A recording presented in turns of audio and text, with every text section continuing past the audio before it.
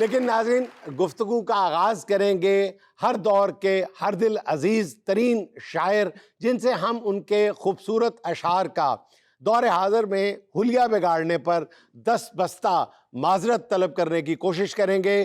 محترم جناب احمد فراز۔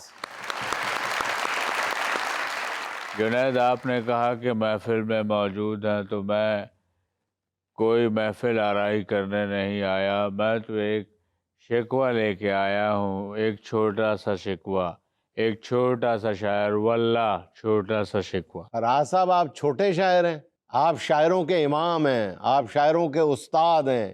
یقین جانیے آپ کی لکھی ہوئی غزلوں میں سے یہ فیصلہ کرنا مشکل ہو جاتا ہے کہ غزلوں کی ملکہ کس غزل کو کہا جائے۔ زمانہ صاحب زر اور صرف شاعر تو۔ واہ واہ۔ ہاں، یہ میرا ہی مصرع ہے، زمانہ صاحب زر اور صرف شاعر تو۔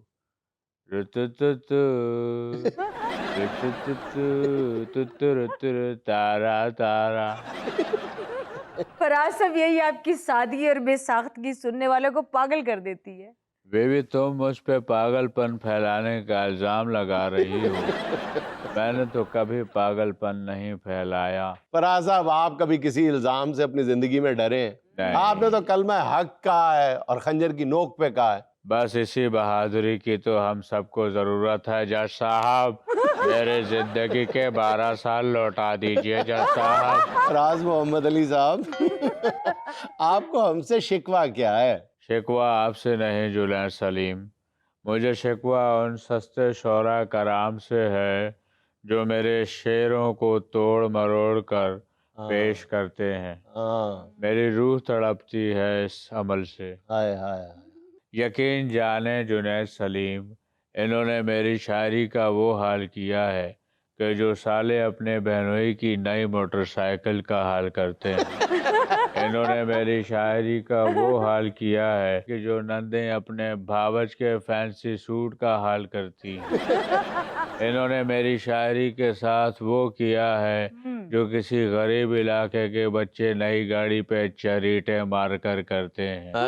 معاف کیجیے گا جنید، چریٹیں غیر شاعرانہ لفظ ہے، مجھے خراشیں استعمال کرنا چاہیے، لیکن چونکہ میری شاعری کا وہ حال کیا ہے کہ یہاں سے دل جلا ہوں، ہمیں بھی بہت دکھ ہوتا ہے۔ اسی وجہ سے میں چریٹیں استعمال کر رہا ہوں، کیونکہ میرے مخاطب وہ ہیں جو شاعری کی الف بے بھی نہیں سمجھتے۔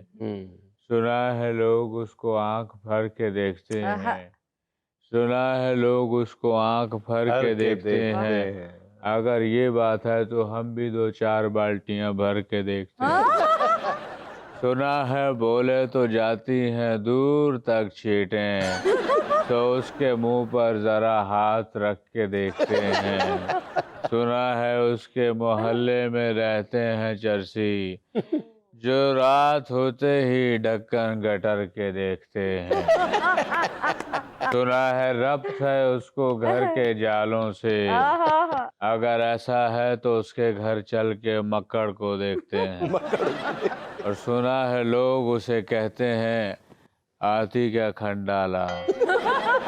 معاف کرنا اے اجنبی دوست، مجھے اس طرح بتانا پڑا۔ تو جنید، میں اپنے شعروں کی یہ بدحالی دیکھ کر عالم ارواح میں اپنا مقدمہ شاہ سخن غالب جی کے پاس لے کر گیا، اور میں نے ان سے کہا کہ دیکھیے غالب جی، روئے زمیں پر میرے اشعار کے ساتھ کیا ہو رہا ہے۔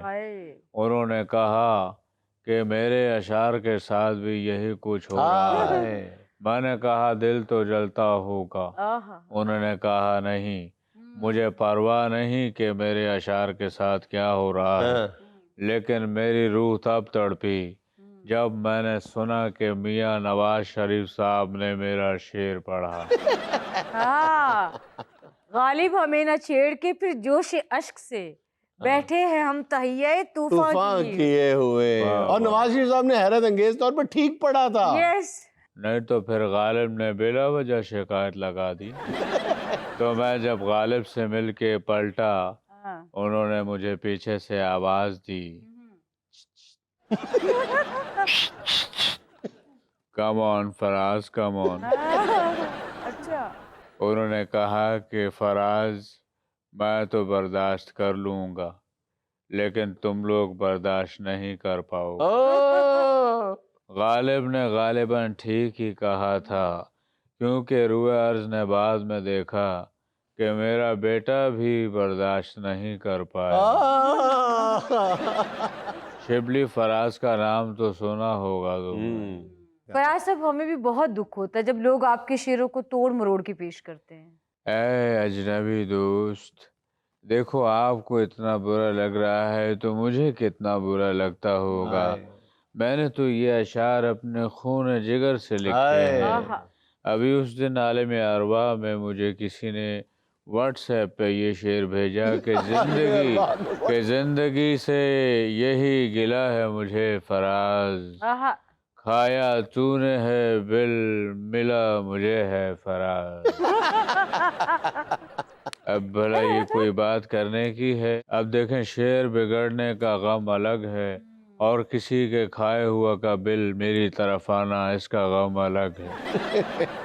اور پھر ایک اور شعر سنیے کہ جس کو برباد کیا گیا ہے کہ کس کس کو بتائیں گے جدائی کا سبب ہم، کس کس کو بتائیں گے جدائی کا سبب ہم، اسکرین شاٹ سب کو دکھانے کے لیے آ فراز. اب ایک اور شعر سنیے کہ اس کا کس طرح سے حلیہ بگاڑا گیا ہے. ارشاد ارشاد. لو کر لو گل، بگڑے حلیے والے شعر پر ارشاد نہیں ارشاد بھٹی کرتے ہیں. وہ شعر کچھ یوں ہے کہ یہ کیا کہ چیٹ لیک کرنے کی دھمکیاں دینی، فراز تجھے نہ آئی محبتیں کرنی.